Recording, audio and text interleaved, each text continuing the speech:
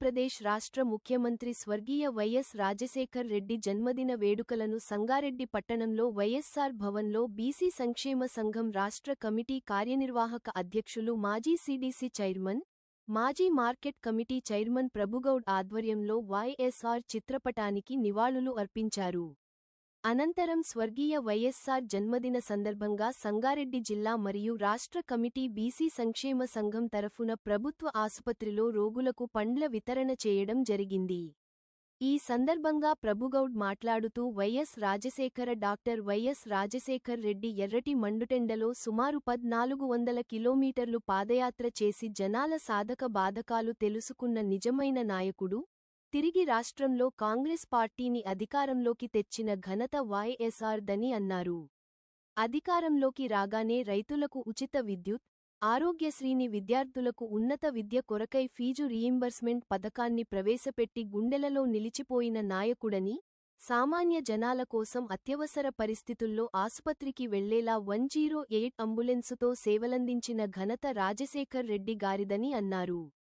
ఈ కార్యక్రమంలో రాష్ట్ర ఉపాధ్యక్షులు డి కృష్ణయ్య, ప్రధాన కార్యదర్శి గోకుల్ కృష్ణ, జిల్లా అధ్యక్షులు పట్లోళ్ల మల్లికార్జున్ పాటిల్, కార్యదర్శులు సుధాకర్ గౌడ్, కొండల్ సుదర్శన్ గౌడ్, శ్రీనివాస్, సభ్యులు గౌలి ఈశ్వర్, పాండురంగ, శ్రీశైలం రవీంద, కార్యనిర్వాహక అధ్యక్షులు నాగరాణి, మానస, మంజుల, నిర్మల మరియు ప్రవీణ్ కుమార్ యాకూబ్ తదితరులు పాల్గొన్నారు.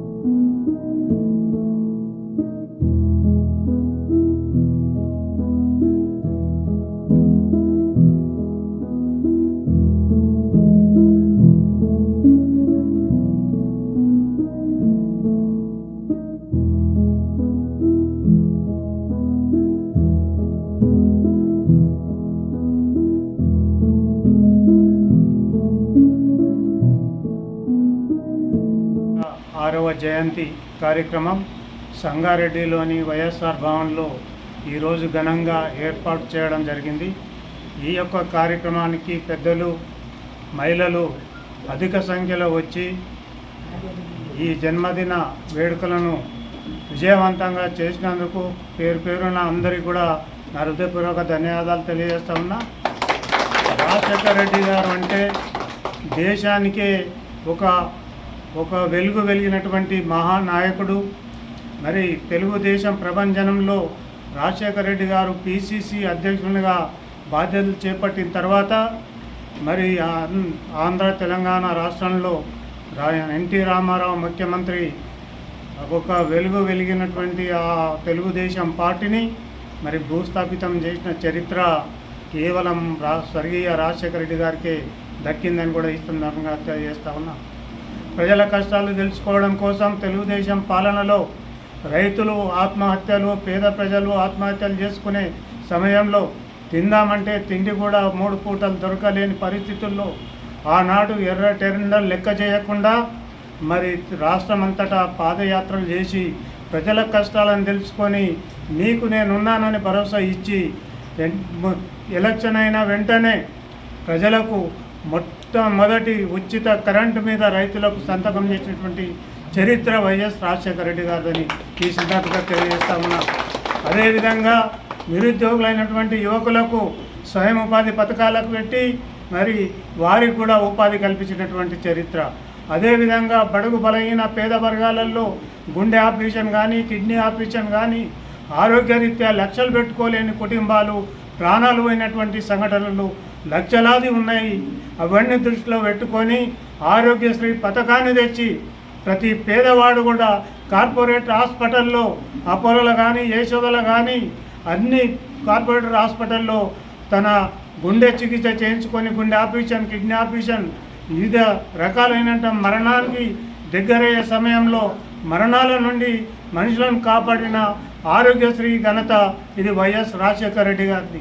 అదేవిధంగా తీసుకుంటే నిరుద్యోగులు అయినటువంటి ఏ వ్యాపారాలు లేని వాళ్ళ పిల్లలు ఉన్నత చదువులు చదవాలంటే డబ్బు లేక వాళ్ళు 10 పాసో ఫెయిలో కాగానే దుకాణాలలో కానీ హోటళ్ళల్లో కానీ వర్క్షాప్లలో కానీ పనిచేసుకొని తన కుటుంబానికి తోడు నిలబడి వాళ్ళ కుటుంబాలను పోషించుకునే పరిస్థితి భారాన్ని వాళ్ళ భుజాల మీద వేసుకునే పరిస్థితి.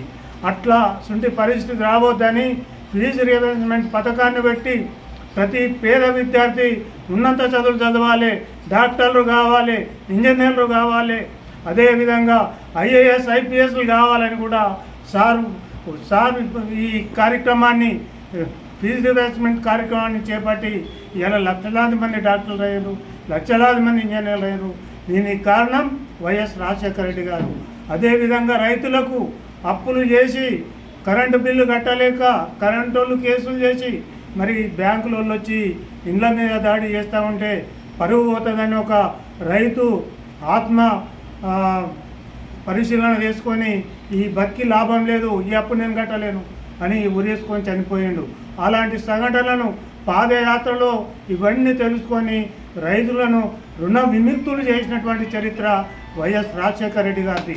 అదేవిధంగా మరి రైతులకు మళ్ళీ రుణాలు ఇప్పించి రైతు రాజును చేయాలనే ఒక నినాదంతో ముందుకు పోయి మరి రైతులను ఒక కుడి భుజం మీద పెట్టుకొని నిరుద్యోగులను వెనుకబడిన తరగతులను ఇంకో భుజం మీద పెట్టుకొని వారి కుటుంబాల పోషణ కోసము వారికి ఉన్నత స్థానాన్ని కల్పించి మహా వ్యక్తి వైఎస్ రాజశేఖర రెడ్డి గారు.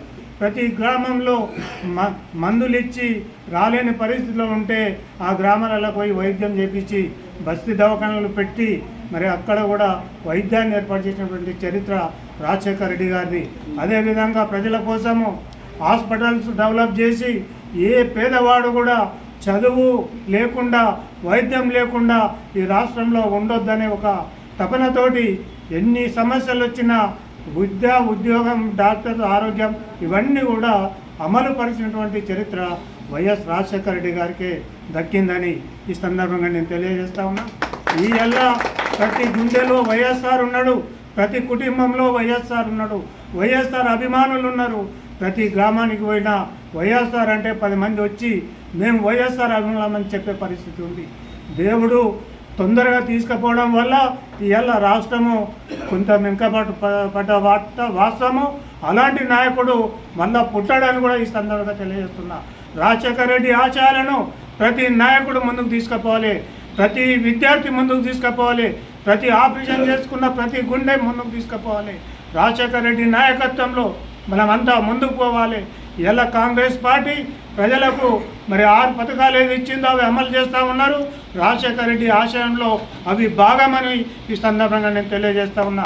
రాజశేఖర రెడ్డి నాయకత్వంలో ప్రజలు ఎప్పుడు ఎప్పుడు ఎప్పుడు రాజశేఖర రెడ్డిని మర్చిపోరని కూడా ఈ సందర్భంగా నేను తెలియజేస్తూ ఈ కార్యక్రమానికి వచ్చినటువంటి పెద్దలు కృష్ణయ్య గారికి, మల్లికార్జున పటేల్ గారికి, గోకుల్ కృష్ణ గారికి, బాలకృష్ణారెడ్డి గారికి, అమ్మ నాగరాణి గారికి, మంజులా గారికి, ప్రతి ఒక్క మహిళలకు వాళ్ళ పేర్లు అందరికీ నాకు తెలియదు.